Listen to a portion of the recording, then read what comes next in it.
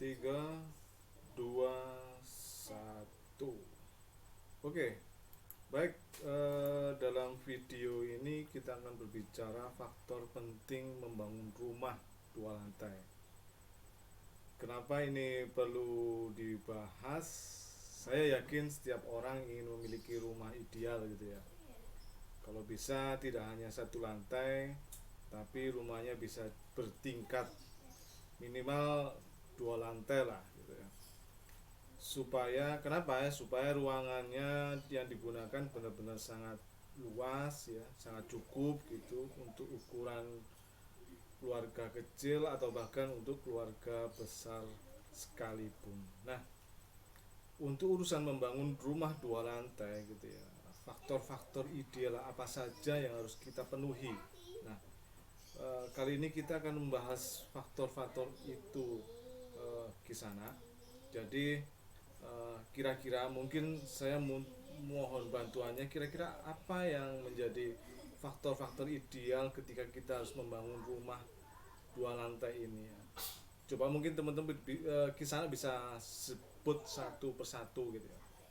Apakah itu bisa di lokasi yang ideal? Nah, lokasi ideal ini menjadi salah satu faktor penting ketika kita membangun rumah dua lantai ini. Kenapa gitu ya? Karena kita pasti pengen rumahnya di lokasi yang sangat strategis, bisa diakses ke mana saja, bisa dekat dengan fasilitas umum gitu ya, bisa kalaupun kita punya usaha atau bisnis, kita bisa banyak dilewati banyak orang sesuai dengan market kita barangkali, atau tempat-tempat bermain gitu, atau tempat-tempat ibadah dan sebagainya. Itu menjadi sebuah faktor idealnya gitu. Terus yang kedua adalah memiliki halaman luas. Dengan memiliki halaman yang luas ini kita bisa menggunakan halaman itu dengan sebaik-baiknya ya. Bisa menjadikan tempat kita untuk bermain dengan keluarga, atau mungkin juga untuk gathering dengan komunitas atau teman-teman gitu, atau ketika ada banyak tamu bisa untuk tempat parkir mobil ya. Nah, selanjutnya apa saja nih? Selanjutnya adalah bahan baku yang terbaik. Tentu kita ingin ketika kita membangun rumah, kita menginginkan bahan baku yang terbaik gitu, supaya rumah kita menjadi rumah yang berkualitas dan kokoh gitu ya, dan kuat gitu ya. Nah, selanjutnya adalah pembiayaan yang ringan. Nah, ini yang paling banyak dicari ketika eh, ketika kita ingin membangun rumah dua lantai ini. Itu bisa kita lihat di pencarian Google saja sudah kata kunci ini sangat paling paling paling tinggi gitu trafiknya gitu ya. Nah, terus selanjutnya adalah tentu kita ingin punya rumah itu ditangani oleh orang yang expert, orang yang ahli dan berpengalaman dalam membangun rumah gitu ya. Maka kita nggak ingin rumah kita dibangun asal-asalan, tapi tutup rumah itu dibangun dengan yang secara profesional gitu. Dan selanjutnya adalah pondasi dan kerangka yang kuat. Nah, ini menjadi kalau kita ingin rumah yang bertahan, bisa rumah ini sampai bisa memiliki durasi ketahanan atau apa, kekuatannya lama gitu ya, pasti menginginkan pondasi dan kerangka yang kuat, apalagi kalau seandainya ke depan kita ingin mencoba untuk merenovasi rumah gitu. Sehingga pondasi yang dan kerangka yang kuat ini sangat dibutuhkan. Nah, namun teman-teman, uh, dari beberapa faktor di atas gitu, kira-kira apakah itu cukup gitu ya, apakah itu menjadi suatu hal yang penting gitu ya ketika kita membangun rumah dua lantai. Padahal tahukah Anda bahwa Indonesia itu berada di cincin api Pasifik ya, lingkar api Pasifik atau Ring of Fire gitu ya. Nah, ini pertanyaan selanjutnya adalah demikian. Apa hubungannya lingkaran api atau cincin api Pasifik dengan faktor membangun rumah dua lantai? Nah, perlu teman-teman ketahui bahwa cincin api Pasifik atau lingkaran api Pasifik itu adalah daerah yang sering mengalami gempa bumi dan letusan gunung berapi. Ya, artinya kita dilewati itu di Indonesia itu dilintasi oleh uh, Ring of Fire ini. Nah, coba teman-teman atau kisana itu uh, menghitung berapa kali terjadi gempa bumi di Indonesia gitu. Nah, nah ini uh, kalau saya coba untuk mengambil atau mengutip dari pernyataan Kepala Badan Meteorologi, Klimatologi dan Geofisika BMKG Dwi Korita Karnawati mengatakan bahwa tren bencana alam gempa bumi di Indonesia itu mengalami peningkatan. Beliau menyebutkan bahwa sebenarnya 3 bulan terakhir saja di tahun 2021 ini itu rata-rata kejadian gempa bumi itu mencapai 300 sampai 400 kali setiap bulannya gitu.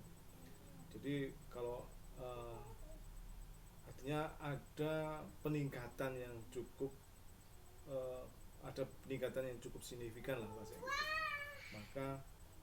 Maka kita harus mengantisipasi sejak dini, dan ini dengan kondisi Indonesia berada di Ring of Fire, maka kita harus punya rumah dengan konstruksi yang tahan gempa. Ini menjadi hal yang penting dan menarik ya untuk kita sadari, kita pahami bahwa sebenarnya rumah tahan gempa, konstruksi tahan gempa itu menjadi faktor penting.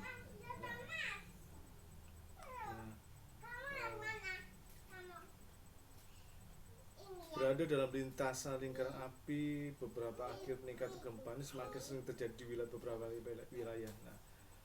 Namun saya segmentasi ini gitu itu sangat kurang karena memang tidak bisa dikemas secara marketingable, sehingga hanya tersentuh ketika dalam kondisi gempa itu orang baru sadar gitu. Maka oleh karena itu apa yang harus kita lakukan? Pertanyaan selanjutnya seperti itu. Nah, dari faktor-faktor yang tadi yang kita sebutkan, lokasi yang ideal, terus memiliki halaman yang luas, terus bahan baku terbaik, pembiayaan yang ringan, ditangani oleh para profesional dan expert gitu ya, terus pondasi dan kerangka yang kuat, itu ternyata Pradita ini menjadi solusi gitu ya. Jadi bahwa rumah tahan gempa ini menjadi sebuah prioritas kita ketika kita membangun rumah 2 lantai ini. Artinya rumah tahan gempa itu menjadi sebuah prioritas dibandingkan dengan faktor-faktor yang kita sebutkan di atas tadi gitu. Nah, melalui Pradita Indonesia kita memiliki misi nih. Misi kita adalah membangun Indonesia lewat teknologi inovatif rumah tahan gempa. Bayangkan bila kita berhasil mengajak sebagian banyak warga Indonesia secara pelan-pelan untuk beralih dari konvensional ke Pradita, maka tentu kerugian akibat gempa ya saya yakin insya Allah bisa kita minimalisir gitu. Nah, ini saya yakin ini adalah sebuah tujuan yang mulia, misi mulia, bagaimana kita bisa membangun Indonesia lebih kokoh gitu, lebih inovatif, lebih maju gitu, nah, depannya gitu. Nah, namun ada pertanyaan lagi, kebiasaan lama itu pasti sulit diubah gitu, pastinya butuh waktu dan butuh proses gitu. Nah, seberapa yakin bahwa misi ini berhasil gitu? Nah, seberapa yakin misi ini bisa berhasil itu kuncinya adalah bagaimana kita mengupayakan, kuncinya adalah bagaimana kita mengupayakan meningkatkan nilai tambah, keunggulan, dan senantiasa kita ciptakan dalam paket Pradita ini. Artinya kita harus selalu senantiasa berinovasi. Jadi mau nggak mau kita harus senantiasa berinovasi teman-teman. Nah, maka salah satu bentuk inovasi supaya kita bisa unggul, maka ada beberapa keunggulan dari Pradita ini. Yang pertama adalah praktis, Yang kedua adalah manajemennya, ada manajemen kendali mutu gitu ya. Terus yang selanjutnya, yang ketiga adalah solusi di lingkungan kita, dan tentunya Pracetak ini lebih kuat dan standar, memiliki standar. Bila kita uraikan satu persatu tentang kenapa praktis gitu ya. Kenapa praktis? Karena Pracetak ini tidak butuh banyak orang gitu ya. Kalau biasanya kita membangun rumah, kita membangun kerangka, kita mempondasi itu membutuh banyak orang gitu ya, banyak sekitar uh, lebih dari belasan orang gitu ya, atau mungkin sekitar 10 orang gitu ya. Di Pracetak ini cukup 2 orang saja gitu. Terus yang kedua, untuk membangun menginstal Pracetak ini tidak butuh keahlian khusus ya. Jadi siapapun bisa gitu, karena tinggal install gitu, siapapun bisa, bahkan orang-orang yang tidak berpengalaman pun bisa selama dia mau belajar, dan belajarnya cukup cukup cepat gitu ya, tidak butuh waktu yang lama gitu. Terus secara waktu lebih cepat gitu, karena ketika kita tidak membutuhkan waktu lama, karena memang bahan bakunya itu sudah dibikin dari pabrik, sehingga tinggal menginstal, tinggal mengkoneksikan gitu. Terus selanjutnya adalah tidak butuh banyak untuk tempat penyimpanan. Jadi ketika dibandingkan dengan bahan-bahan yang lain, dengan cara profesional, Pracetak ini tidak butuh tempat untuk penyimpanan.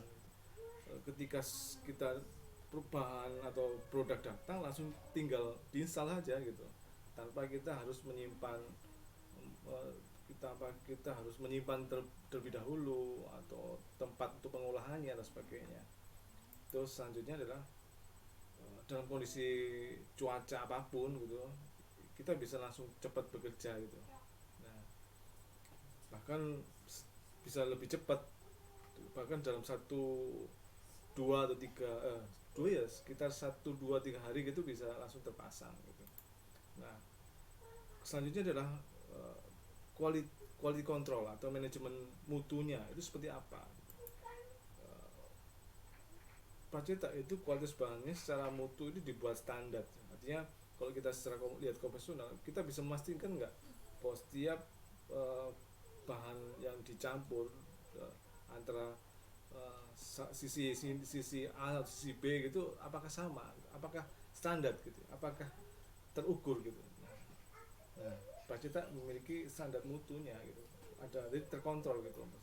Jadi apapun tetap mutunya sama, dan tentunya yang terbaik gitu ya. Karena memang prosesnya diproses dalam difabrikasi, jadi betul-betul terukur. Terus selanjutnya menggunakan bahan pilihan yang terbaik, sehingga kita menggunakan produk semen yang terbaik, besi baja yang terbaik. Nah, tentunya ini menjadi sebuah standar kita untuk ketika kita menggunakan Pracetak atau membuat Pracetak. Terus solusi lingkungan seperti apa solusi lingkungan? Nah, tadi sudah diungkapkan bahwa sebenarnya Pracetak tidak butuh banyak tempat untuk penyimpanan. Kalau konvensional kita pasti menyimpan semen itu butuh tempat penyimpanan, karena kalau bila semen ini tidak disimpan dengan baik maka dia akan rusak kan gitu, atau apapun, atau bahan baku yang lainnya. Tapi tidak dengan demikian Pracetak, karena sudah posisi sudah jadi tinggal kalau ketika barang datang tinggal disimpan saja gitu, dalam kondisi apapun masih, saya yakin masih aman, karena memang bahannya memang bermutu gitu ya, kuat gitu ya. Terus selanjutnya tidak tergantung oleh cuaca ketika memasang, itu Pracetak tidak tergantung oleh cuaca atau hujan gitu. Jadi kalau dengan profesional pastinya kita membutuhkan ketika hujan kita pasti menyudahi atau menunda proses untuk pengecoran atau proses untuk pemasangan dan sebagainya. Tidak demikian dengan Pracetak. Ketika dalam kondisi hujan ya tetap kita masih jalan aja. Terus yang perlu Anda ketahui ya, dengan menggunakan Pracetak ini kita sama halnya dengan kita menerapkan protokol kesehatan, karena tidak membutuhkan banyak orang untuk bekerja membangun rumah 2 lantai ini dengan menggunakan Pracetak. Nah, Eh, dan yang selanjutnya adalah kita punya standar, dan saya yakin ini standar yang terbaik gitu, yang terkuat gitu ya, ya. Karena kita menggunakan beton, menggunakan standar K250, komposisinya K250, ini ada komposisi yang terbaik. Terus besi tulangannya lebih banyak dan lebih besar, 2 kali lipat daripada yang konvensional. Dan titik sambungnya dapat menahan 10 ton. Artinya setiap titik yang ada di sambungan ini kita bisa menahan 10 ton. Artinya ini sudah mengalami proses pengujian. Jadi artinya kita sudah ada proses pengujian dengan beberapa. Artinya ketika kita menggunakan titik-titik ini, kita bisa menahan, kalau ada 4 titik ini asumsinya itu kita bisa menahan sampai 40 ton gitu ya. Nah itu.